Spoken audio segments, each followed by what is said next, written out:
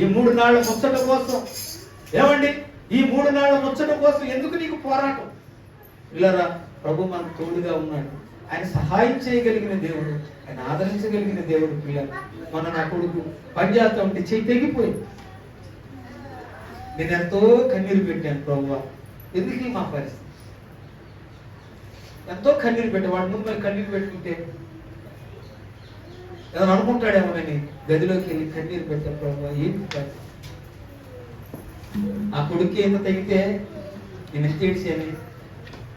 ఆ పరలోకమందున్న తండ్రి తన కుమారుని లోకానికి పంపించి భయంకరంగా నీ పాపముల కొరకు, నీ దోషముల కొరకు ఆయన్ని కొడతా ఉంటే పరలోకమందున్న తండ్రి కన్నీరు కార్చడా?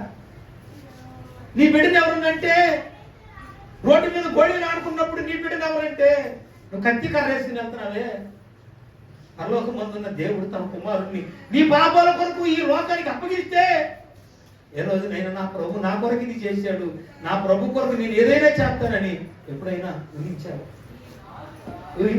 మా తమ్ముడు యెషయా ఎన్నోసార్లు బాధపడతాను. అది అన్నా, నా కొడుకు ఒకగానొక కొడుకు అన్నా, వాడు వెళ్ళి కుక్కలు ఒకటి చెట్ల పెరుగుతుంటే నేను ఎంతో బాధపడుతున్నాను. నిజమే. మరి నీ సంగతి ఏంటి? నీ పిల్లల సంగతి ఏంటి? ఆలోచిస్తున్నావు కానీ నా దేవుని సంగతి ఏంటి? నా ప్రభు సంగతి ఏంటి? నా ప్రభు కొరకు నేనేమి చేయాలి? నా హృదయాన్ని కదా నేను అర్పించాలి, నా బ్రతుకుని కదా నేను అర్పించాలి, నా కొరకు నేను జీవించాలి అనే ఆత్మ నేను ప్రభు కొరకు తేవాలి అని నీ హృదయంలో పుట్టాలి కదా తమ్ముడా. ఆలోచించు తమ్ముడు, ఎంతకాలం కరువులో ఉంటావు, ఎంతకాలం వేదనలో ఉంటావు, ఎంతకాలం దుఃఖంలో ఉంటావు, ఎంతకాలం నీ జీవిత ప్రయాణంలో వేదన కన్నీరుతో నడుస్తూ ఉంటావు. ఈ రోజు నీ క్రీస్తు నీ హృదయంలో పుట్టాలి. నీవు త్యాగపూరితమైన వ్యక్తిగా మారాలి. నువ్వు త్యాగము కలిగినటువంటి క్రీస్తు యొక్క జీవితంలోకి నువ్వు అడుగు పెట్టాలి.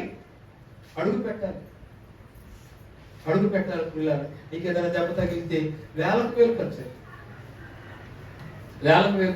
మొన్న మా చెల్లి అంటుంది, అన్న మేము కలడాడ దగ్గరికి వెళ్ళామన్నా 2,000 వేసాడు. ఎంత? 2,000 వేసాడు. 2,000 అండి. దేనికి? ఏదో చిన్న దెబ్బ తగిలితే 2,000. ఏమైనా దేవుని బిడ్డలారా, మరి మధ్యన ఎవరు ఫంక్షన్కి వెళ్ళారా? ఫంక్షన్కి వెళ్తే ఆ వాటర్ బిల్లు ఎంత అయిందో తెలుసా? 4 తిన్నారంట. 4 వరక తిను నలుగురే. 4 తింటే ఎంత? 10,000 అయిందండి. ఎంత అయింది?